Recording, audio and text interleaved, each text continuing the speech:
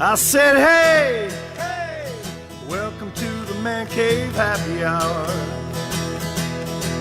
I said, hey, hey, welcome to the Man Cave Happy Hour. We're gonna drink a fine whiskey and smoke a really fine cigar. I said, hey, ladies, welcome to the Man Cave Happy Hour. I said, hey, ladies, welcome to the Man Cave Happy Hour. You're welcome to drink our whiskey and smoke our really fine cigars. One more time, boys. I said, hey, hey, welcome to the Man Cave Happy Hour. I said, hey, hey, welcome to the Man Cave Happy Hour. We're gonna smoke a really good cigar and drink a really fine whiskey.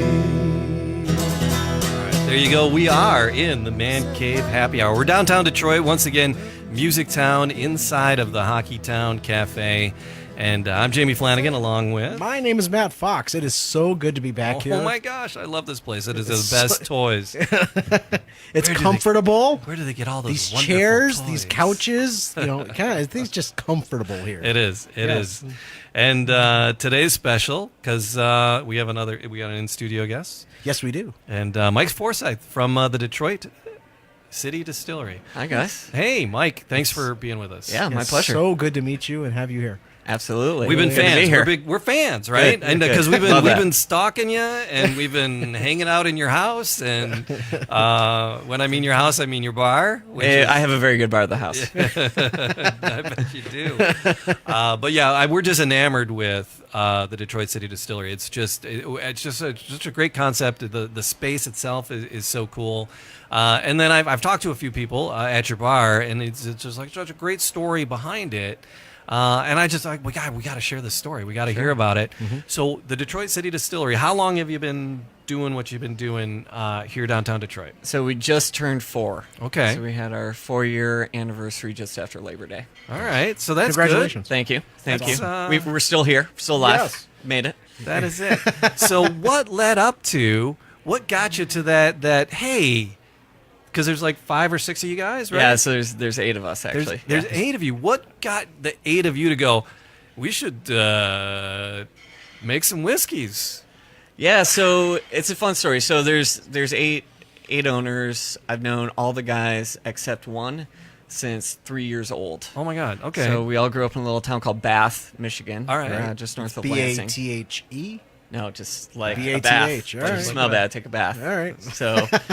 So we all grew up in Bath, a little podunk country town. And so, we were 16-year-old country kids with nothing to do. And the way the kind of origin story started, our beer supplier left town.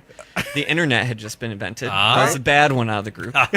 So left our own devices, went online to figure out how to make our own alcohol, which was... It's like the jailhouse hooch recipe. So white grape juice, yeast, and sugar. Oh, my gosh. My goodness. So learned a little bit about the fermentation process. Sure. So, it's... And you were 16. Yeah, 16. Maybe 15. I think it was actually 15, to be honest. So love that. combine all the ingredients, screw the top on real tight, and 2 weeks, right? This is like a chemical reaction that takes place, Right. like producing heat and CO2. Right. If there's nowhere for it to go... So it exploded. Every drop all over my brown shag carpet in my bedroom. Oh, no. Oh, my God. So I was going to say, did Were anything you- explode? You blew up the first yeah, batch? yeah. Did you get Oh busted? yeah, blew up the first batch. Local regulatory shut it down for a couple weeks. Got grounded. So You got busted. Parental regulatory. consistent theme throughout POS my stuff, high school career, and so so then we moved the operation outside. We were like scaled it up, slinging hooch in high school, trying to get girls, always unsuccessfully, of course. And so it inspired this pipe dream to open a microbrewery. Okay. And then the smart one out of the bunch, JP Jerome, who is our master distiller today, he was inspired. He's like, I'm going to go to school and learn how to make beer. Okay. So he made good on that promise. We all kind of went our separate ways. And so he has his undergrad is from U of M in zoology and or chemical, not chemical engineering, some crazy scientific thing. So you have a certified mad scientist in your midst. Well, yeah, and so his first job out of school was at Bell's. So he Okay. worked at Bell's for a number of years, and then he got his PhD in microbiology at Michigan State. And so that's a kind of important moment for us. So while he was at Michigan State, he was teaching brewing and distillation for this guy, Chris Berglund.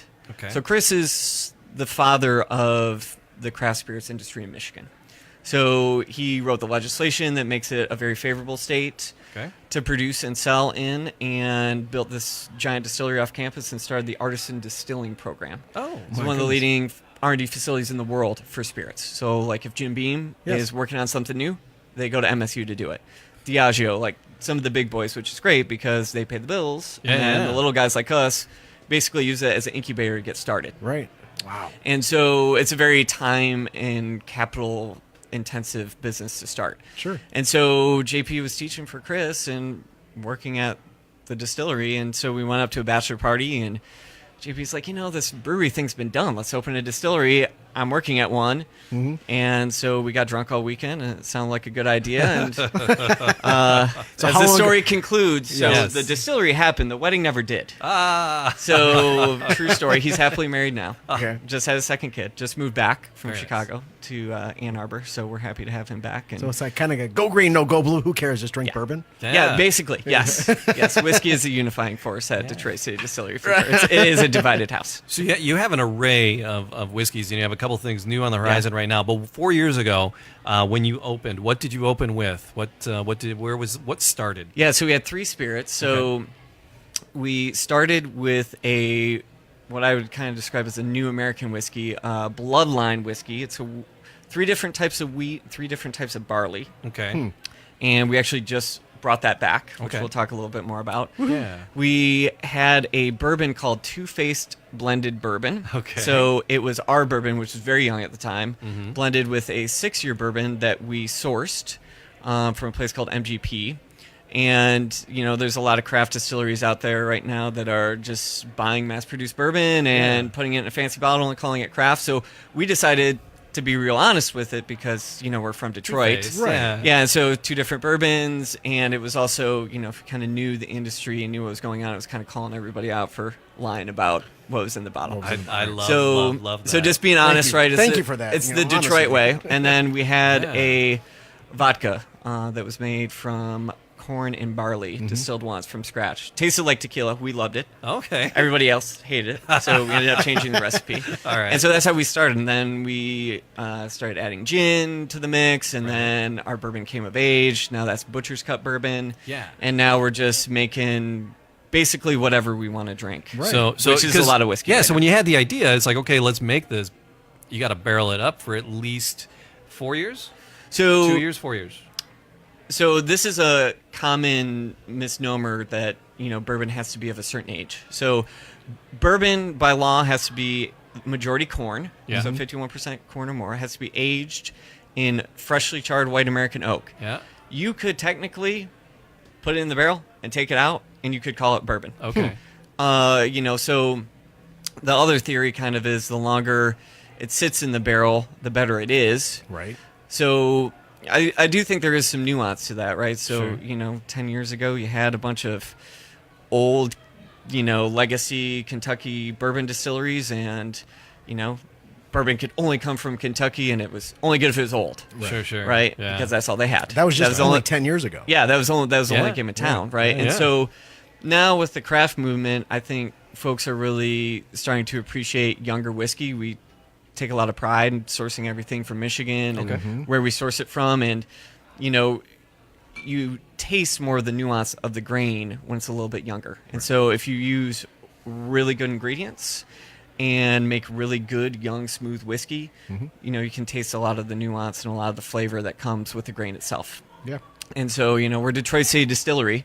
We're making it from scratch. Yeah. Right. It's a Detroit way, Yes. right? So we're not faking it. We have to we've adopted the brand of the city for our brand, so we have to honor the standard set for American craftsmanship that comes with the Detroit name. So we're doing it from scratch. I love it. And the bottling, I love the bottles. Yep. The packaging, it's very much it's kind of Art Deco. It throws into that Prohibition era feel with the print and the imagery and the black and white line drawings for the different bottles, and each bottle has its own caricature on it to go Every along spear with has the, a story, we like to say. Yeah. We love that. There's so what's the story? Is it your relative was the butcher? So whose relative this was is the butcher? JP's grandfather. That's so okay. JP's grandfather, Yogi, was a butcher in Eastern Market. So that's our connection to the place where we are, right? So we have a couple places at Eastern Market, actually. And so this was in honor to him, Butcher's Cut Bourbon. And we actually did a really fun thing to launch this. Our good friend Jenna Bellvender is very talented, very flirtatious photographer. And we just gave her a case of bourbon and said, go around to the butcher's shops and get the butchers drunk and take pictures. Oh, my God. So we have some amazing photos of Detroit's very own butchers drinking bourbon on the job. It's pretty priceless. I love that. So that's the story on this one. So now you started with the bloodline, and then the bloodline went away for a little while. It did. So what was the I call? saw that what was the call I on saw that? there was I pay attention to the socials. Yes. Right. Yes. And I saw that Bloodlines coming on. As soon as I saw Bloodlines, it took me back to JP and just all 8 of you. Yes. Now I'm starting to understand it even more. That this is one of the originals that you guys brought. It that is. you opened up. Yes. 4 years ago. Yes. So very first whiskey we ever made. We actually tasted the very first barrel we ever made at our party. 5.5 years. It's tasting pretty good. Okay. So Bloodline. So to answer the question, it's been a learning process for us. So we come out with this kind of alternative American whiskey. Everybody wants to drink bourbon and rye. So, we really decided to shift focus on that, but there's really only one rule at Detroit City Distillery, and it's we make what we want to drink. And so we decided to bring it back. And, we think 4 years ago, maybe the craft spirits industry wasn't quite ready for an alternative kind of craft whiskey, but we think they are now, right? Okay. This is... obviously Michigan's like one of the greatest beer states in the nation, right? So everybody's exploring all these different flavor profiles and different ingredients, and I so hate them all. Yeah, I know, me too. Craft beer. I love the places. Yeah. I love breweries. I love microbreweries and the little places. Hate the beers. Man, you're missing out. Some good ones out there. IPAs. I don't know. I just the hoppy. It loses me. Yeah, I'd much rather hoppier the better. Yeah. Okay, really? Yeah. Right There's on. some really cool stuff going on. We actually work a lot with breweries. Obviously, JP's got a brewery background. Yeah. Every brewer wants our barrels, right? And so they're all trying to buy okay. them. So we have this awesome deal where we loan barrels to brewers, and then they age beer in it, and then they give us the barrel back with some of the beer they made. Sure. So it keeps guys and factory happy. Yeah. And then we can double barrel finish a whiskey or do some because weird, like funky Jameson's gin has that whole line of the IPA beer finish and the stout finish. Yes. And so you're starting to you're looking at doing those, or well, we have a few experiments going. Okay. We always have a number of experiments going, Right, of course. right. And so we've been doing some cool stuff. Do a lot of stuff with Batch Brewery here locally in Axel, and then Batch is just down the street over some folks are doing some really cool stuff on the west side, Speciation, doing all natural fermentations stuff. Really See, I really do enjoy a good IPA. Yes. I like the hoppiness, but too hoppy, I kind of shy away from. But I like hops. Yes. I do like a good IPA. Yes. So you and I would have a pretty wild discussion one of these days about that. Yeah. all right, so they loses me, but he's down with I it. like the IPA. All right, so on this label, and you did a really cool photo shoot promo for the Bloodline coming out. You had the vintage car, and that's on the label. Is there a story that goes with that illustration? Yeah, so Bloodline is really all about honoring Detroit's roots as a place that makes things. And so Like the we have a car. Model T Yeah. on the label. Our good folks over at Antique Car Tours, I think is the name. Right. Just launched a tour you can actually drive around Detroit in a Model T. So we called them up and we're like, hey, will you come bring this and like load it into the distillery so we can take some pictures? So we loaded a Model A into the whiskey factory for a photo shoot, and then we were like, can we go for a ride? And so we just turned around Eastern Market, Eastern Market in front of the Central train Station. And so the tagline is, we were meant to do this, it's in our blood. Yeah. Right? And so it's really kind of speaks to how the legacy of manufacturing is carried on in the city. And right, there's this new energy in Detroit. It's really, the city's really coming back. And so, you know. So there's some cool Art Deco in the background on this label. It's reminiscent of like the Guardian building. That is exactly reminiscent it's from the Guardian building. Okay, Yes. all right. So Yes. I was getting the man Guardian knows his building buildings, apparently. feeling from that. So all right. So I work in the Fisher building. I'm like, nah, it doesn't look like the Fisher. That looks more See, like I the used Guardian. to work in the Guardian building. Okay. Yeah. Right on. So that is very cool. So now the Bloodline, because I'm seeing you guys like everywhere in bars, at Meijer, at Kroger. I don't know Meijer, but Kroger. Yeah. Meijer, Kroger. I've seen you guys like there's a I was few up places down north, by me, and you know you were in like little party stores up north, and I'm like, oh my god, good for them, Yeah. yay, right? So. The butcher's cut Yes. is available. But what about the Bloodline? Because it's saying on the label here, it's saying for sale in Eastern Market, Detroit. So is this... So you have to come see us to get a bottle of Bloodline. Okay. So that's very small batch. And that's how we started the entire business, right? You had to come to Eastern Market to buy it, right? Yeah. Now, Butcher's Cut, Bourbon, Railroad Gin will be in Meijer probably by the end of the week, early next. It's a big deal for us. You can get our rye and vodka there as well. Get all the products at Kroger. The gin as well. Gin, yeah. Yeah. So, we really focused on scaling up. You know, when we started at the tasting room, right? So we have this little 2,500 square foot cocktail bar with a little lab in the back. Yeah. And seriously space constrained. So, you know, it was really a supply side issue. We couldn't keep up with demand. Very quickly realized we need more space, so scaled up to the whiskey factory. That's what we call it. It's very explicit. Yeah, That's what it's a it is. whiskey It's a factory. whiskey factory. Yeah. And Love so we scaled up over there about 2 years ago. Right. And so 10 times the size, got a big 500-gallon copper You pot have still from you have Bendo. tours that can come through there. Yeah, tours on Saturday. Okay. So you go online, DetroitCityDistillery.com, sign up online for a tour. Right. Talk about the history. There's a lot of great history in that building. Yeah. Sure. Especially as it pertains to making alcohol. Okay. So it's kind of cool to carry that on. Yeah. And so we do tours on Saturdays, and then we do a lot of private events there, too. So until it's filled full of whiskey, we're going to keep throwing parties over there. Hey. Weddings, corporate events, you name it. So it's been a lot of fun. It's a very unique space. Man, I also DJ weddings and parties. I've been doing it for 30 years. I'm You've at been doing 24, 20, 25 years. All right. myself, So we're dying to do one there. It's like that's, Yeah, we'll get you on the list. Thanks, man. It's a cool spot. Yeah. I would definitely, and we want to come and revisit because you always have, like you said, you always have something in the kettle, something going. So there's a few projects in the works. So when something new pops, you know, we'd love to come to the factory and talk more about it. But there's still there's more on the horizon. Yes. We're September, end of September here. Yeah. October 6th. Yep. One of the three boys is coming out, right? We got you have a line of bourbons coming out, bespoke bourbons. Yes, bespoke bourbon. And okay, so what is the story behind that? And please define bespoke for me. Yes. And use it properly in a sentence. I'm also an English teacher, so. Okay. But I didn't spend a lot of time in high school. I school, ain't gonna critique you. So go for it. You know, I will. So bespoke, bespoke for us really means a single one project. One right? smoke. Yes, and it is a one-time only deal. So these are 3 single barrel bourbons.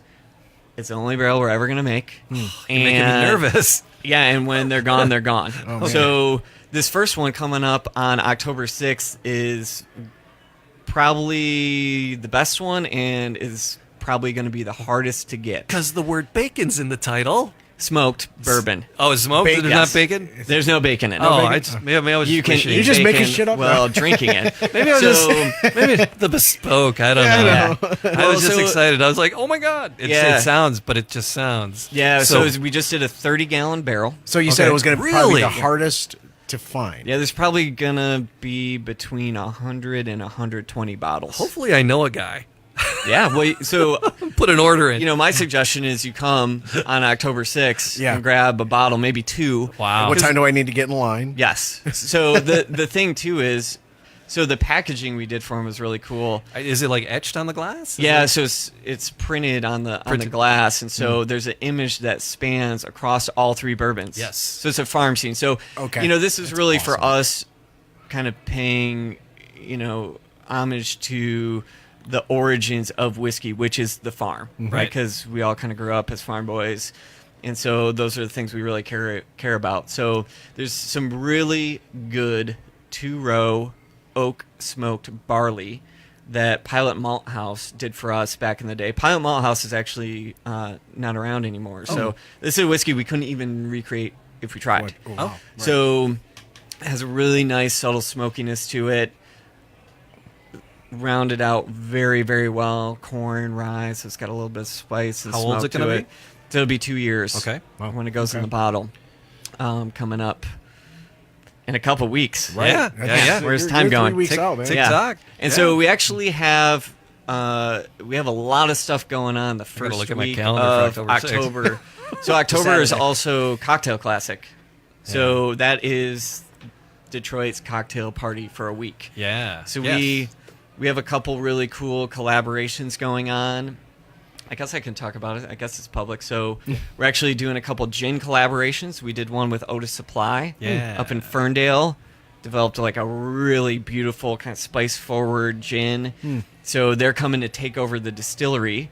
We're gonna have live music, which is the built out the location? the tasting room. The tasting Yep. room. Okay. I'll taste it. So The- Otis the Supply's coming They're in in Easter Market. Yep. All right. Right in Easter Market. Otis Supply's coming in October 2nd to launch a gin. That's a Got a really Wednesday. good live band going. Is that a Wednesday? That's a Tuesday. Is that a Tuesday? Okay. And then the third Last Word from Ann Arbor is Okay. coming down to take over the bar. Okay. And we're going to be joined by Robin Cleveland, who makes Norden Aquavit with us. Norden Nice. is one of the bartenders who used to work at the Last Word. So bartender converted to a distiller. Wow. Okay. So bring our boys in from Ann Arbor, which should be fun.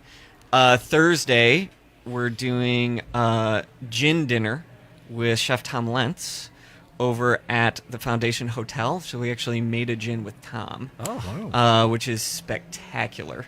So we'll be doing a gin for Foundation. Then Friday Yeah. is a grand tasting over in Yeah. Easter Market, which is many, many great brands That's- being represented by many great bars. That's this Friday. That is Friday, October 4th? 4th. 5th, Okay, so 5th, October 5th. 5th. Got it. Yep. And then October 6th, you can come and get one of these bespoke bourbons at our place. Yeah. Oh my God. Or come on a tour. Yeah. Yeah. So October 1st through the 5th, through the 6th, it's just going to be nothing but cocktails. That's your bourbon week. Yes. It's bourbon. Yes. Yeah. There's Bourbon like week. stuff going on at like Cocktails, 10 different Bourbon, places. Yeah. gins. You got, Two James, Valentine. Then you Yeah. have some of the big brands coming in. Heaven Hill, Mm-hmm. Deep Eddy's doing some stuff. I mean, you name it. It is going to Woodford be. has a dinner Yeah, going on. Woodford. And, Grey Ghost is doing a lot of stuff. Those are some of our favorite guys to work Yeah. with. So Nice. a lot of cool stuff happening in the cocktail scene in Detroit. now, each one of these things you mentioned, because you mentioned Otis, which is a really cool place, Yeah. and then the Foundation, which is a really cool Yeah. space.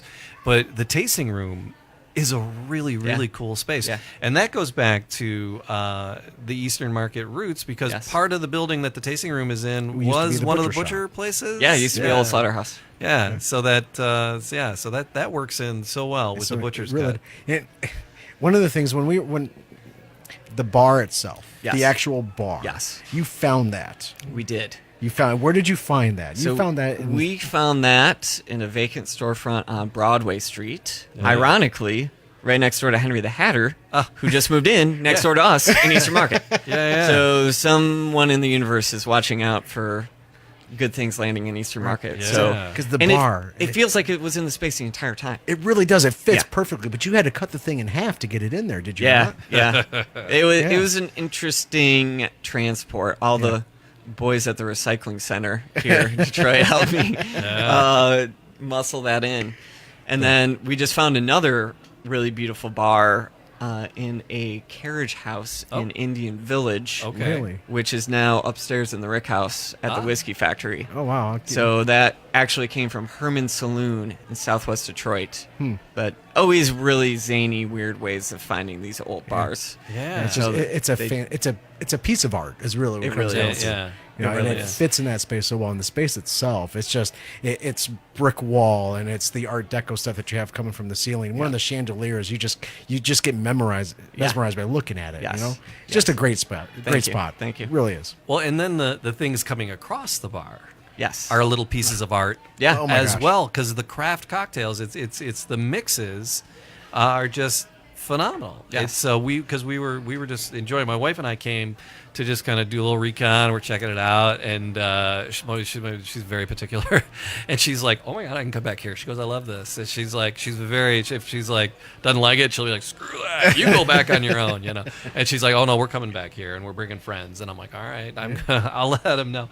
So the craft cocktails that you're making, there are some very unique recipes. Yes. Where are you coming up with the recipes for the mixes? Yeah, I mean, that's one of the great things about being an Eastern market. So everything is right at your fingertips. Yeah. So whatever we feel like making, whatever's in season, we just call up our friends at Detroit Wholesale, and they literally bring it down the block.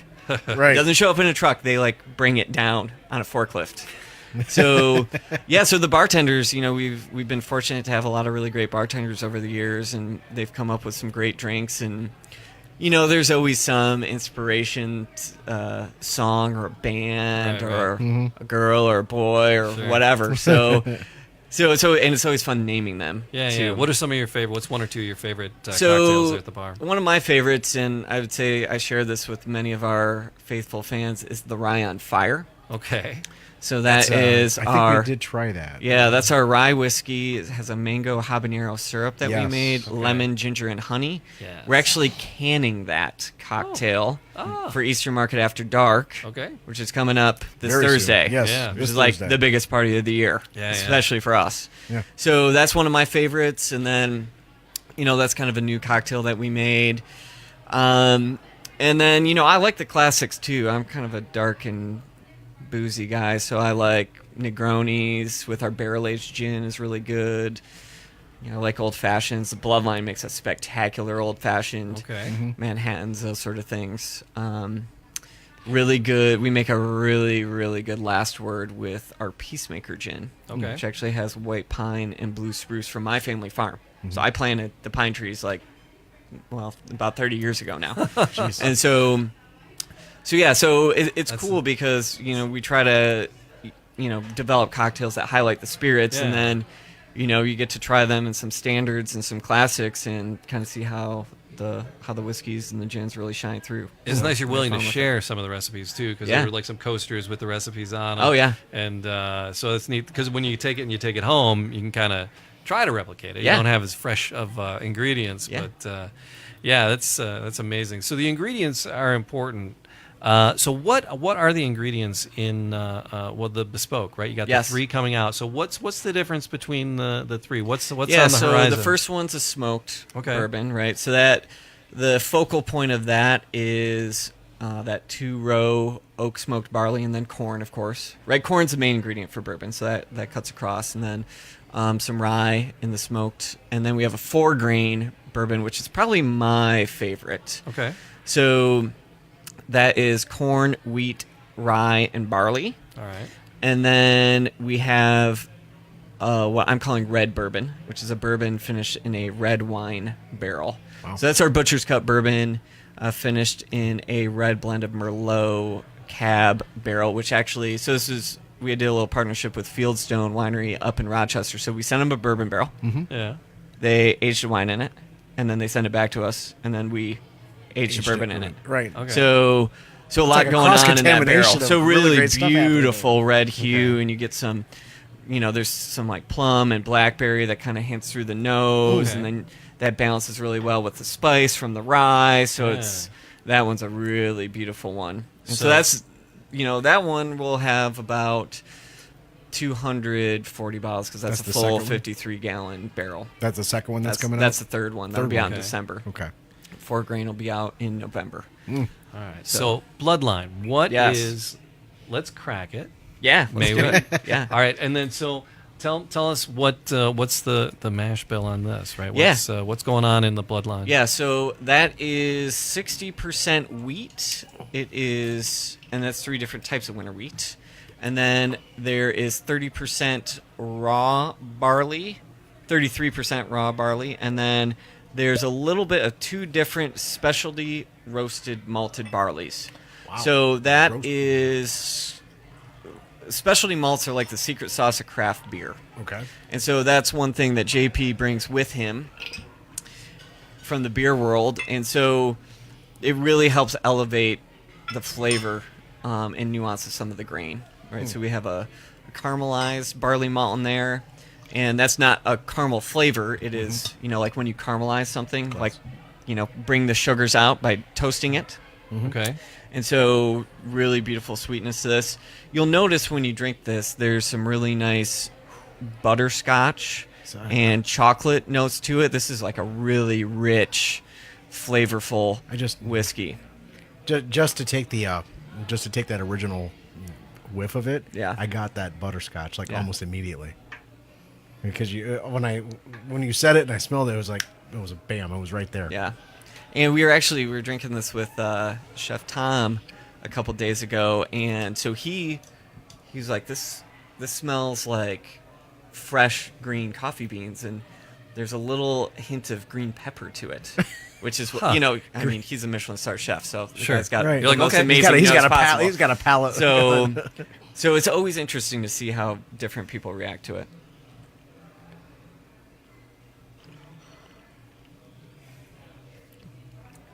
Yeah. Wow, that is really, really smooth. Yes. And this is only, 18 to 24-month-old whiskey. Mm-hmm. Right, so really fresh, like best possible local ingredients. We get most of the stuff through a place called Dexter Mill, okay, right outside of Ann Arbor. Right. Good friends of us, just down the street from our distiller JP. And yeah, so it's just really good Michigan grain, makes really good whiskey. Michigan should be one of the best places to make whiskey from now into the future, right? So you have the second most diverse agricultural state in the nation, surrounded by a vast percentage of the world's fresh water. So you have all the right ingredients in place to make a really amazing whiskey. And then from what... Yeah, because the reason behind the podcast is because I really enjoy whiskeys and bourbons, but I don't know a lot, and so that's what we try to find out. Because I'm not Tony and Patrick; they're from the Michigan Bourbon they know Club. a thing or two. Yeah, but I don't, and so I'm trying to learn. But from what I understand, temperature has a lot to do with it. So while the whiskey ages, and being in Michigan with the temperature swings that we get, yes. That's probably gonna work in our favor too, to make some interesting blends coming out of the barrels. Yeah, so we're in a almost 100-year-old giant factory with airy windows, and so up on the second floor in the Rick House, right? Like today's a perfect example, right? It's hot. It's hot, yeah. During the day, we're also cooking about 2,000 gallons plus at any given time. So it's pretty hot much hotter, during the day, and then it cools down at night, right? So when it's hot, the liquid expands. When it's cold, it contracts. So it's working in and out of the oak in the barrel, and the char that's inside the barrel lets the whiskey get in and interact. And so, it's really whiskey at work. And so that temperature differential is a very important part of aging whiskey over time. Right. How many barrels? How big is the rick house that you have in the warehouse? How many barrels? We have. What's your capacity and where are you at right now? That's good. I'd like to figure out. Okay, I'd like to figure that out. That'd be great. I'd love to have it full of whiskey. Yeah. We have about 200 barrels laid down right now. I'd say so. It's a pretty small operation. We really just started producing at scale 2 years ago. Okay, and so, I mean, you guys have been to the tasting room before. It's tiny. Yeah. It was like Tetris to make whiskey in that place. And so It was so good, I don't care. yeah, no, exactly, right. Well, it was very much a handcrafted process. Yes. And so still yeah, get the so butterscotch. we have plenty of room to grow over there. We're laying down about 4 barrels a week right now. That's one shift.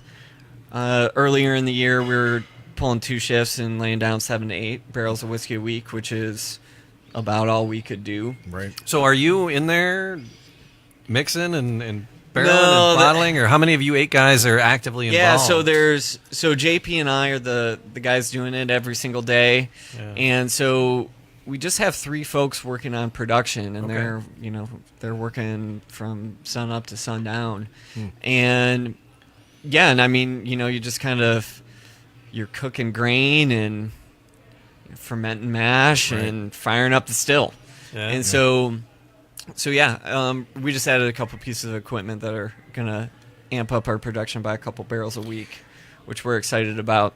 So yeah, we're just it's a small team on the production side, and then JP is kind of operations. He's making whiskey every day, and I'm doing everything else: marketing, sales, packaging. I've been doing a lot of packaging lately. We got all these fun little one-off projects that we're doing. Yeah. And then we have a great team. Obviously, a lot of very talented bartenders. Where do the bartenders come from? Because when you bring a bartender in, you kind of allow them free range to create a concoction. Yes. Right. I think they're almost required to come up with a new one every month or something. Or I mean, we always encourage creativity, and so where do bartenders come from? Good question. Everywhere. And so, where are you stealing your bartenders? right. So it's a very tight industry here in Detroit, right? And so as the industry grows, you have all these amazing new bars and restaurants opening. It's probably more bars and restaurant restaurant growth is outpacing population growth, so there's a shortage, but we've had a really good team for a really long time. We've had folks like Garrett Pasiak, who's worked at almost every bar in Detroit ever. Great, just he's everybody's favorite bartender. The guy's got a great set of regulars. Which bartender? And sorry to interrupt, but which one of your bartenders, your mixologist, created the cautiously caffeinated, or is it unconsciously caffeinated? Do you remember that? Yep, I do remember that. That was Chuck. Was that Glass. Chuck? Yeah, Chuck started as our bar manager. He came over from Sugar House to join and kind of launched the distillery with us. Right. I mean, it's coffee and bourbon. It's like my 2 favorite things. When we sampled and we tasted that before, I drank it so quickly. I think I just woke up like 2 weeks ago. Yeah. Or fell asleep 2 weeks ago. Yeah. Oh So man, good. there's good ones, and then then there's folks like Joseph Dopke. He was a DJ. He was an artist. He was actually DJing in our space. He's like, I want to learn how to bartend, and he just brings a completely different level of creativity and excitement to the game. And so we just have a really talented crew. Elise, our bar manager, but people move on, right? So Elise, our bar manager, is actually starting grad school in New York. Good for her. This week's her last week, so come in and say your farewells to her. She's been This Thursday is going to be kind of a going away party for her then. She's been incredible. And then Lee Payne joined us. He was a market guy. He's working at Sapinos and some other places in the market. And Lee's a spectacular human being, and it's just a great crew. It's like, when you grow up, it's like you're supposed to have a barber. And I believe you're also supposed to have a bartender, that you always regularly go see. And so we have some really good ones. And I like it because, we wanted to develop, build a business and build a place that everybody felt comfortable in. Sure. Right? So there's a little, there's every flavor of the rainbow behind the bar. And so you see that in the crowd that's there, right? And it's not pretentious. Everybody feels comfortable. It's dog friendly. It is dog friendly. Yeah. One of the things that Jamie pointed out when we were there last, he's like, do you see what's happening here? And it took me by surprise. Yeah. I'm kind of looking at the crowd, and he's like, what's missing? What's missing? What is not in? And I'm looking at him, I'm like, I can't tell. He's like, nobody has their phones out. Yeah. People were actually talking to one another. Yes. And there's not a TV in the place. Not a television in the place.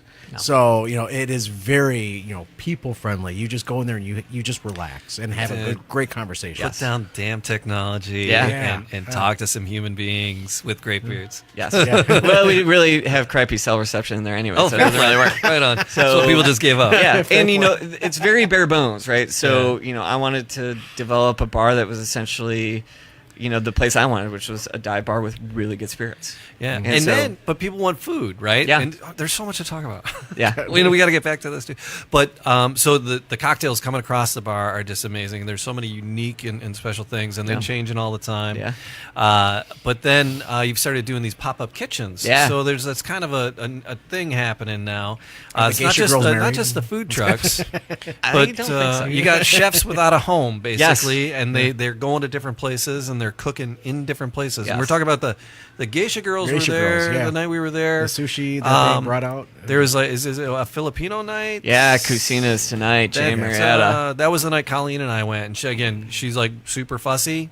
Loved the food. She's like, "Oh, we're bringing people here." And Oh I'm yeah, like, Marietta so- don't play. Yeah. So what do you do with the food? So I actually used to be the small business director for the city of Detroit. So I used to work for the mayor while I opened my own small business. And so, for me, it's kind of a mi casa su casa sort of thing. You want to give a platform to all these up and coming entrepreneurs to show their craft and, hopefully make a little bit of money in the process. And it's a great thing for us. Food keeps people around for longer, and we have something really good to eat all the time. So Jay and Marietta were actually two of our best customers.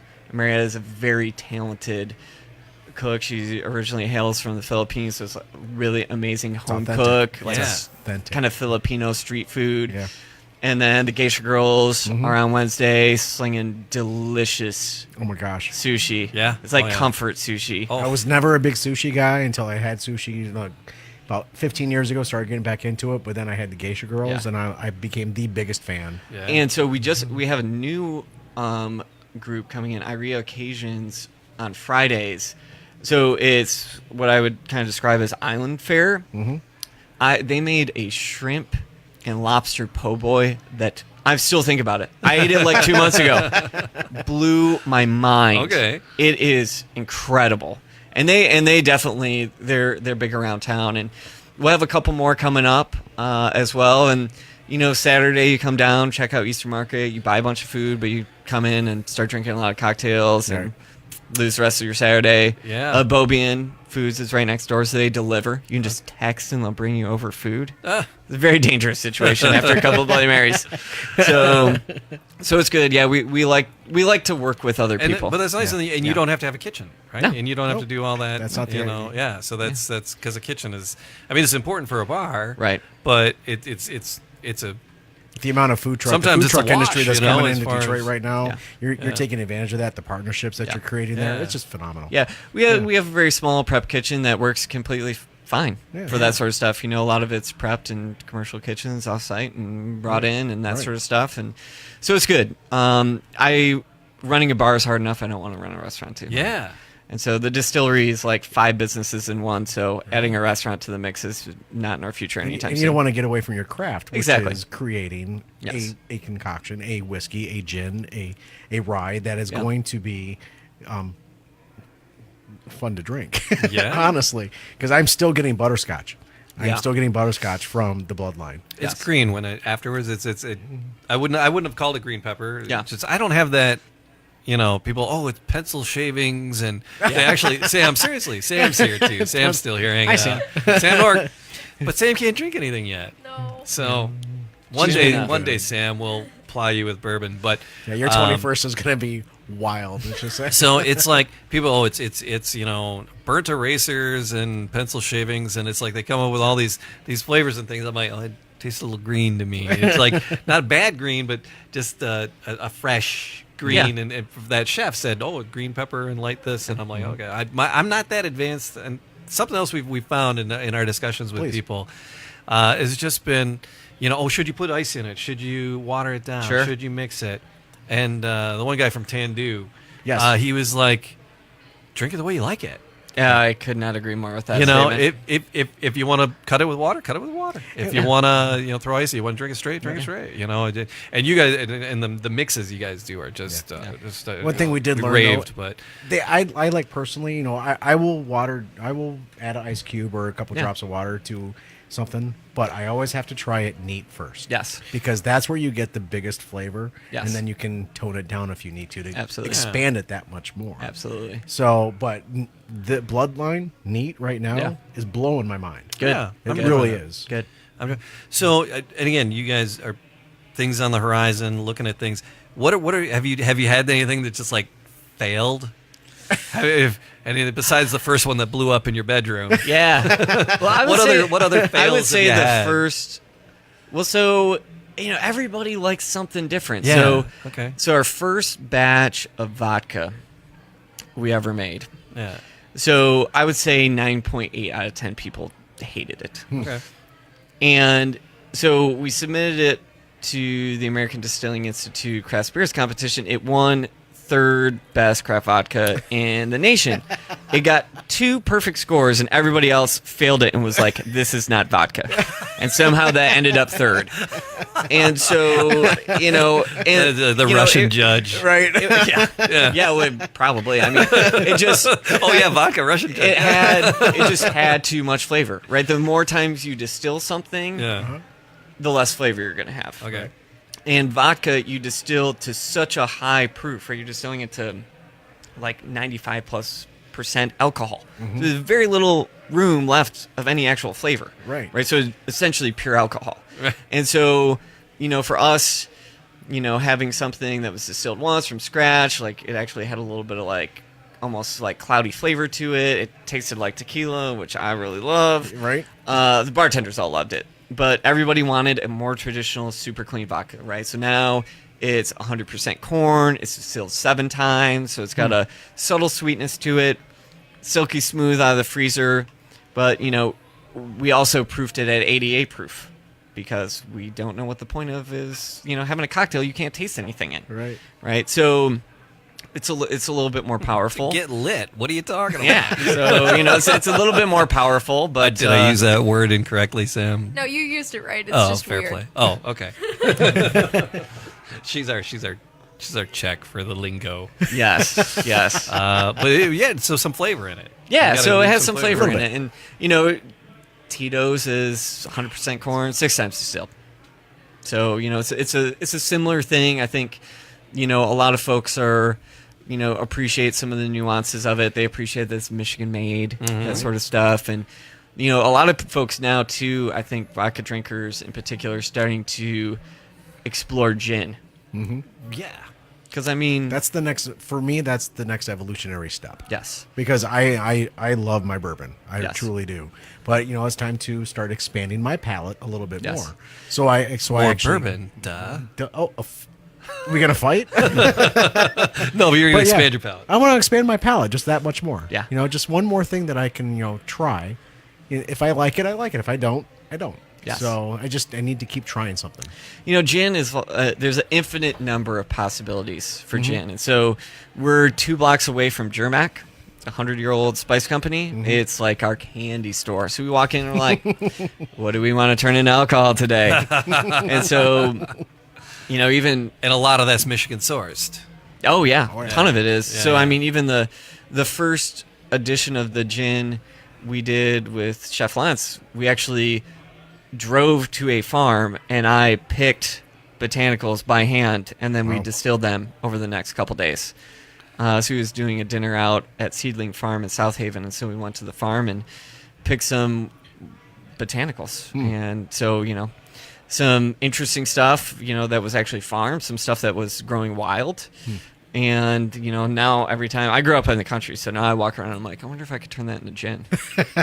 So that's like kind of the fun thing. It's coming in I'm with like dandelions eating it, and and violets. smelling it, and so gin is fun. Gin is a lot of fun. And the one lucky thing about starting up really small and undercapitalized is we started with a really small still. We started with a little 50-gallon pot still, which is like a little gin machine. It's still there, isn't it? Oh yeah, Yeah. yeah. We still make gin on it. Yeah. And so it's really good for making small experimental gins. And we'll typically distill each ingredient by itself. It's called fractional distillation. So you kind of optimize each ingredient and then you blend them together to kind of cool.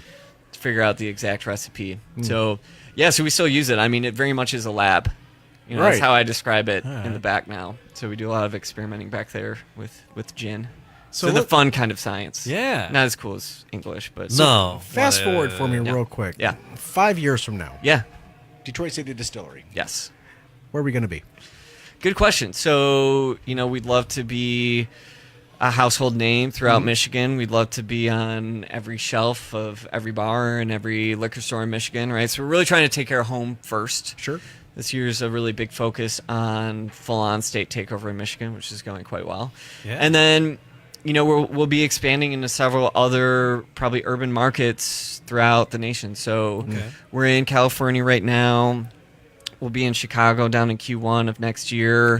Wow. Probably New York the latter half of next year as well. And so, you know, the Detroit brand is just, people feel connected to it whether they're from here or not because, you know, it means something and there's history. and There's tell people you, in your California that are packaging. saying, I'm from Detroit, but I moved out here for work or Yeah. what Yeah, have you. yeah. Because a lot of folks left Detroit. Yeah, absolutely. And now that Detroit is starting to come back, they're starting to feel more connected Yeah. to it. People want to taste the home. Yeah. Yeah. Right? You know, it's the, you know, same model with, you know, that Shinola has applied. You know, they have obviously way Right. more money than we do, but, you know, and we're just 8 guys. None of us are rich. We're just hustling and trying to outwork everybody. You got to take care of home first, Yeah. like you said. And so, so, you know, it's really a business. You know, a lot of folks, you know, nowadays are, you know, trying to develop the next Tito's and sell it to, you know, Constellation or Diageo or whatever. But, you know, we're just really trying to make a really good product, do what we love. I mean, I get to wake up every day and go make whiskey with all my best friends. It doesn't really get any better than that. So we're not really trying to build a business to Bit sell it as jealous over quickly as here, possible. Yeah, you guys can come in and hang out. Yeah. For sure. Yeah. We've been in a handful of times Yeah. into the tasting room, and we'll definitely be back. Yeah. Oh man, I could just talk all night. Yeah. You know. Well, I can too. So especially after. after a couple more of these. So be careful. So, yeah, with Detroit City Distillery, Eastern Market, Yes. downtown So, Detroit. yeah. So it's downtown Detroit. Yeah. There's some things like Bloodline you can only get if you come to the you have to distillery come or the down to the factory, Yeah, right? Yeah. exactly right. What else is exclusive right now? Picking up at the So the tasting room? bespoke bourbon series, you'll have to come to the tasting room Okay. to get it. You'll probably be able to get it on 1 or 2 tours. I don't know how long it's going to last. I have no idea. Wow. I have Right. no idea what the demand is going to be. So the bespoke bourbon will be a classic type of super limited edition release. Like, you got to be there to Right. get it. And you can get 2 bottles. What time do you open on And the that's it. 6th? Yeah, so it'll be 6 o'clock. 6 Event a.m.? will kick off at 6 6 o'clock. a.m.? Yep, and we got the Whiskey Charmers You, coming in and playing that night. I'm in, man. So that'll be I think Great Jamie- music, great food. Correct me if Jamie, you have a gig on the 6th. At night in Ann Yeah. Arbor. And I have a gig on the 6th in the area. I think we're going to be in line. I'll be down. good. Oh yeah, for sure. We'd have it no other way. Yeah. So what about if someone? Because again, you know, the interweb, you know, word gets out. Yeah. Can people order from other places? Can you do deliver? Do you do internet? So so if you can go people- onto our website, so we actually distribute online in 42 states. Okay. So there's a little purchase link on the website. You can go to a couple different places to order it online. Okay. Woods here in Grosse Pointe actually ships. Okay. Which is, they've been great to us. And The so, Woods, is that the one just north of 8? It used to be a drive-through, or which? No, that's off of Mac, I believe. Okay. Woods Fine Wines. Okay. Oh, Woods Fine Wine. All right. Gotcha. All right. All right. And so yeah, there's multiple ways to get it for sure. So if somebody out of Michigan, because you said in California right now, Yeah. but not very many other places, but if somebody's looking for it, they Yeah. could go to your website. Yeah, you can get bourbon and rye and gin, vodka online, Anything, almost everywhere in the U.S. Right. If you're looking for it. But the little one-off single barrel series, you got to come see us. Yeah. That's how we want it. And, So it's I gotta be an am not experience. blowing sunshine up your ass or anything, but the tasting room is just a really, really cool space. Yeah, thank you. I You know, I mean, because there's places I don't like. It was like Colleen, and we left, and because I didn't know what was happening tonight, so I brought a few bottles, and I brought a little bottle of the Butcher's Cut.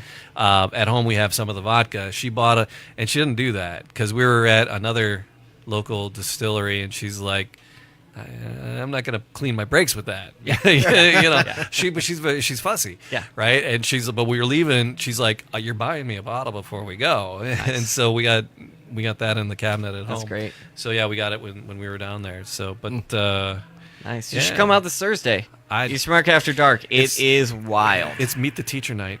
So I'll be with parents till about 9 o'clock. Well, what time does it go till? So it sounds like the perfect reason to come out after that. It might actually. It's brutal. Yeah, Beat the Teacher night. Yes. It is like it's more like Beat the Teacher night. It's like, oh my god. I'm looking at my calendar right now for like, Thursday. Can you tell me everything wrong with my child? Where do you want me to start? I would be here all night. Yeah.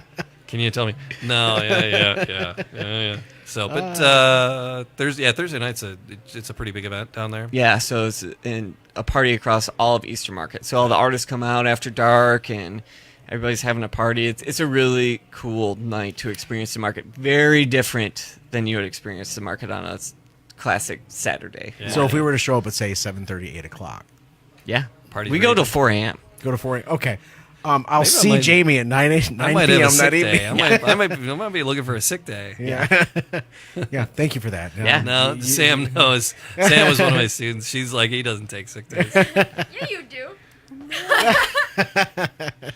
Now. And now we know why. Yeah. Oh, I think he was podcasting. He was making something. Pod was it? Mr. Flanagan, are you drunk? No, I'm hungover. It means I was drunk Yesterday. Iconic. Did that actually Best happen? teacher ever. Did that actually happen? No. No.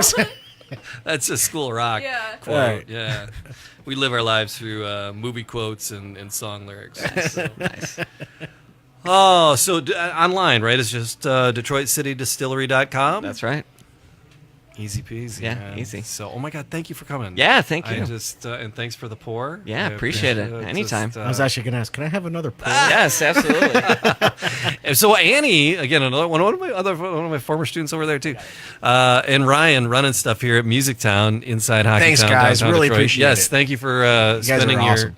Tuesday night with us. Anybody bourbon's pouring? Anybody up for a taste? Come on over. I think we're going to wrap it, and we're going to enjoy the rest of this incredible Bloodline whiskey. And yeah, so gentlemen, thanks for hanging Cheers. out, and then Yeah. cheers. Cheers, gentlemen. Thank you. Thanks, guys. Pleasure.